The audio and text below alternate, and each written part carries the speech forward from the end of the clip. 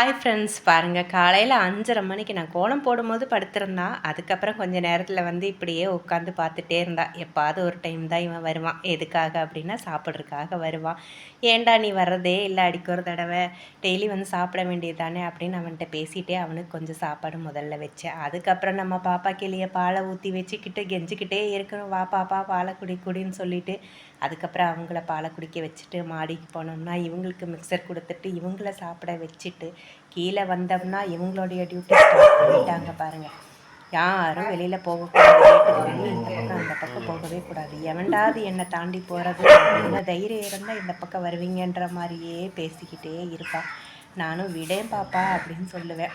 இவங்க எல்லாருக்குமே சாப்பிட வச்சுட்டு அதுக்கப்புறமா தாங்க நான் வந்து டீ குடிக்கவே போவேன். இதுவே என்னுடைய சந்தோஷம். இப்படி இவங்களெல்லாம் சாப்பிட வச்சு இவங்களுடைய வேலையெல்லாம் முடிச்சுட்டு நான் டீ குடிக்கிறது எனக்கு ஒரு சந்தோஷம்.